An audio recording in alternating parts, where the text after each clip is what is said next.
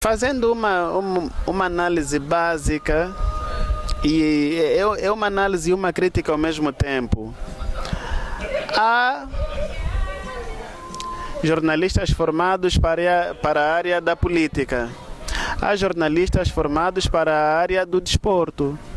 Mas há raros jornalistas formados para a área da cultura e da literatura. Como que qualquer pau serve para a obra da literatura.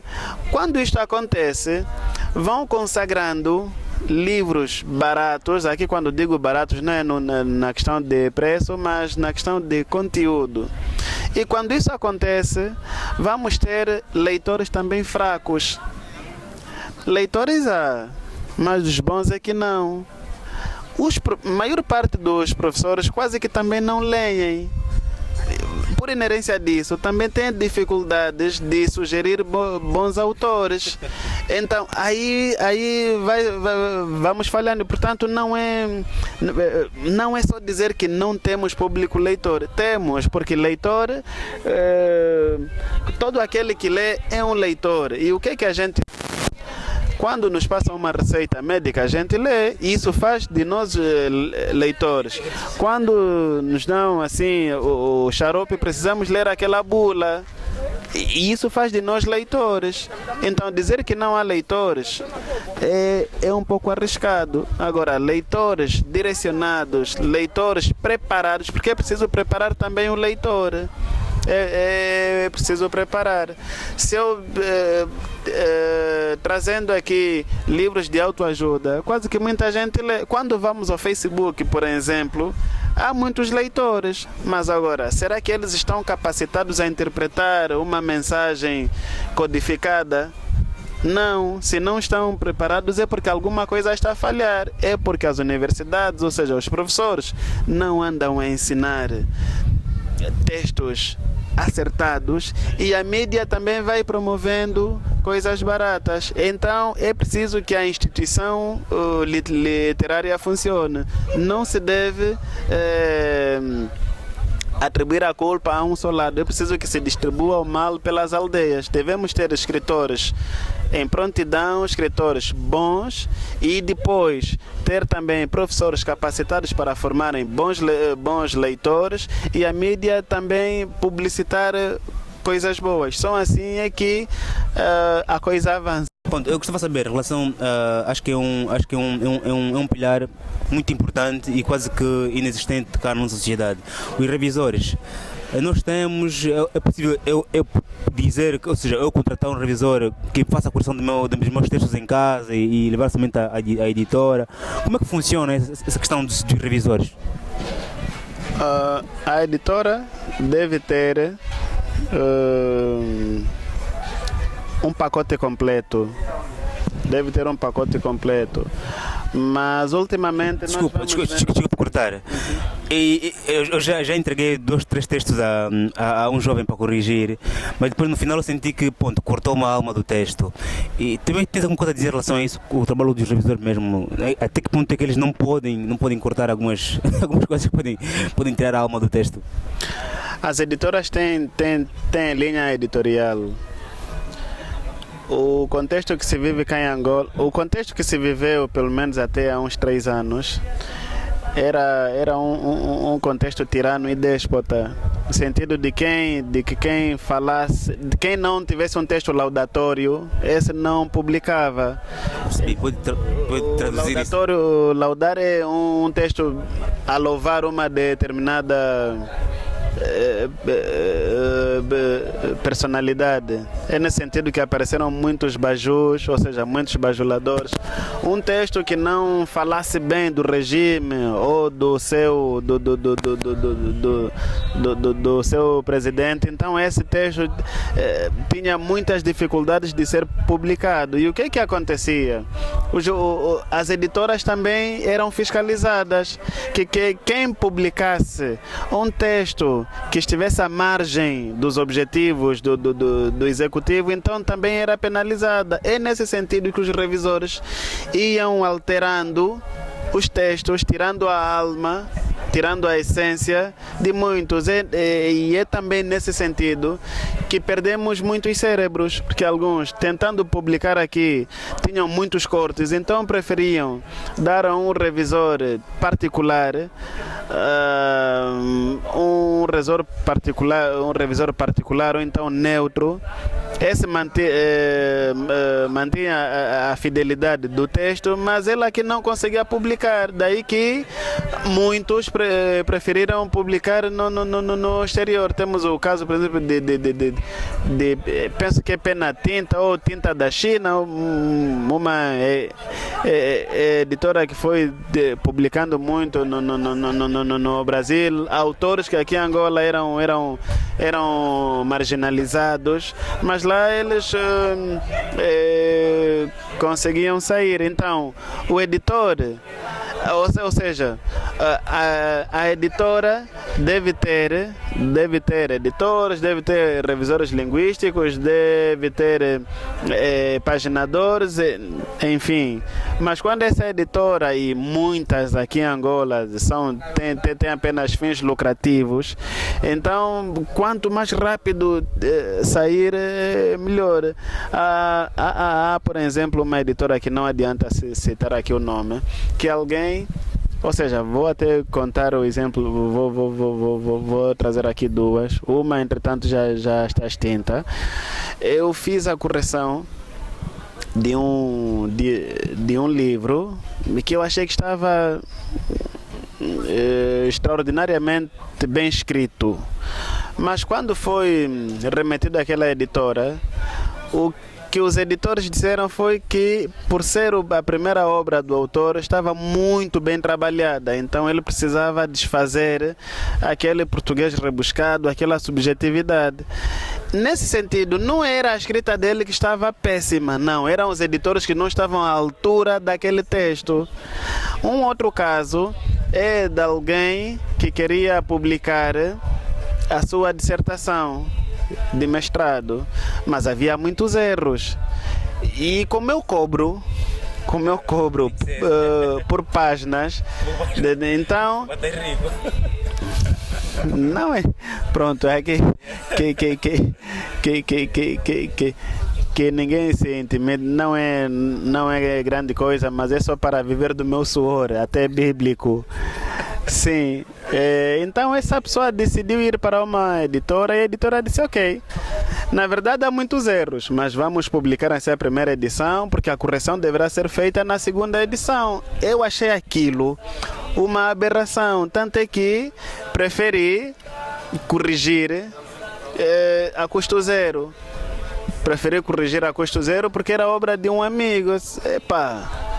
Isso, uma editora séria não pode dizer isso, que não, vamos publicar assim, com os erros que tem, mas depois, na segunda edição, vamos então corrigir. A segunda edição só aparece, primeiro, quando a obra está esgotada ou quando o próprio autor exporia a primeira, que negar a primeira edição, dizer que não, eu não reconheço aquela primeira, então quero que haja essas alterações, ou então ampliar o texto. Mas quando um editor diz isso é prova de que ele está apenas interessado no dinheiro que o escritor que o autor, no caso, vai trazer. Boa, em relação aos custos de publicação, apoios, e depois pergunto-lhe também já, é possível viver como escritor cá em Angola? Não é possível porque não temos leitores. Havendo leitores, aí teremos compradores de livros. Mas depois, também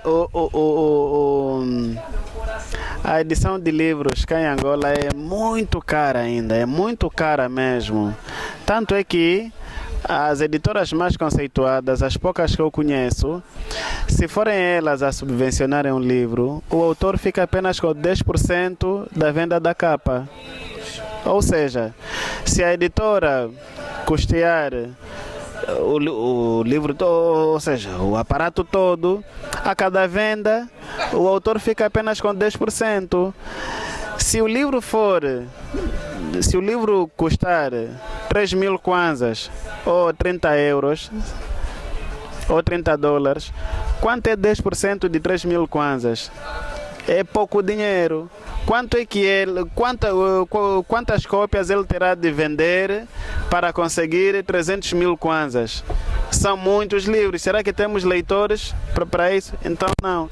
Há aqueles autores, há aqueles escritores que já são internacionais. Eles ganham nas traduções de livros, porque um PPT lá, por exemplo, eu acredito que o PPT, lá, um Jack, um José Eduardo Agualusa, esses já vivem mais ou menos da escrita, mas não é a contar com os leitores angolanos, mas é com leitores espalhados pelo mundo. Se são leitores espalhados pelo mundo é porque as suas obras são traduzidas. Quando um tradutor vem pedir para Passo Pleonasmo traduzir o livro, então ele pode pagar pelo livro, pela capa, ou então também criar esse convênio. Então, há uma forma: pagar o autor ficar com 10% da venda, como também ele próprio custear a sua própria venda. E é isso que eu não aconselho muito, embora seja o nosso a nossa realidade. Eu perco noites em claro e depois perco noites em claro a escrever, depois vou ter de pagar mais a impressão de cada livro. Se eu pagar, por exemplo, na editora 1.500 kwanzas a impressão dos livros, depois terei de vendê-los a 3.000 kwanzas para ver se eu tiro o valor do investimento, porque depois tem a transportadora, tem aquelas pessoas que me vão ajudar a vender e a divulgar o livro. Se eu tiver 1.000 cópias, então terei de fazer das tripas coração para poder vender essas 1.000 cópias, andando com os livros sobre as axilas, a ver se um amigo compra. E pronto, é muito doloroso. Há muita gente que escreve apenas porque tem o bichinho da escrita. E também aconselho que não é bom escreverem para ficarem ricos ou escreverem para a fama. Os jovens que anseiam entrar no mundo da escrita, não. Devem escrever porque têm a necessidade de escrever. Eu, pelo menos, tenho variadíssimos textos, porque penso que já não é qual fumador que já não vive sem um cigarro por dia. Então, eu, se não ler um certo número de páginas por dia, se não escrever alguma coisa por dia, também sinto-me mal. Então eu escrevo porque é a forma que eu tenho de viver. Para me manter vivo, devo escrever alguma coisa. Mas agora, quantos livros eu tenho publicados? Nenhum. Tenho um em Portugal, mas esse não conta como publicação, porque é a minha dissertação de mestrado. Mas os textos literários como tal, eu vou lá para a minha página, vou publicando alguma coisa e para o meu computador guardando outras coisas, porque é a necessidade que eu tenho de escrever. Um dia, se aparecer patrocínio, e penso que a sua pergunta também vai nesse sentido, se temos patrocínios, temos raríssimos. Raríssimos, por quê? Porque os patrocinadores querem tirar dividendos também. Ele patrocina alguma coisa que sabe que amanhã vai lhe render algum lucro. Ele pode não ter, por exemplo, o retorno financeiro, mas pelo menos a imagem vai vender, como acontece com os cantores. Ele patrocina alguma coisa e depois, nas atividades que aquele cantor for fazendo, ele vai divulgando o nome. Olha, o meu patrocinador é o fulano. E se aquele fulano tiver um produto a vender, se aquele produto estiver na boca de um cantor assim, já a emergir, então haverá mais clientes. E o escritor, quantas vezes ele tem uma sessão de vendas? Se calhar tão logo ele publica o livro e depois morre ali os livros engavetados. Nas livrarias também. E temos pouquíssimas livrarias. Pouquíssimas livrarias. Para não falar de bibliotecas.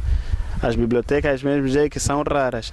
temos, e das poucas que nós temos, são quase que um quartinho, um repositório de alguns poucos livros. Não são bibliotecas. O Kanumba e eu conhecemos uma realidade no exterior, que as bibliotecas são andares. Primeiro andar, segundo, terceiro andar, mas tudo apinhado de livros. E nós chegamos aqui, vamos para uma universidade e notamos que a biblioteca é um quartinho com livros policopiados e ainda chamam aquilo de biblioteca, mas pronto.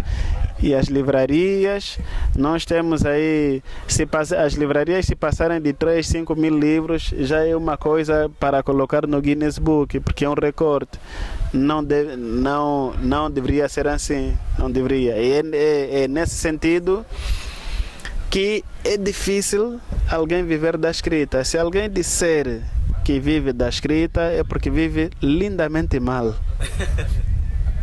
Primeiro que posso saber se nas escolas ensinam literatura para criarem escritores, ou melhor, é possível fazer nascer um escritor, ou então a escrita é algo inata. Como é que isso funciona? O escritor é uma atividade inata, cria-se escritor, instrui-se. Como é que isso funciona?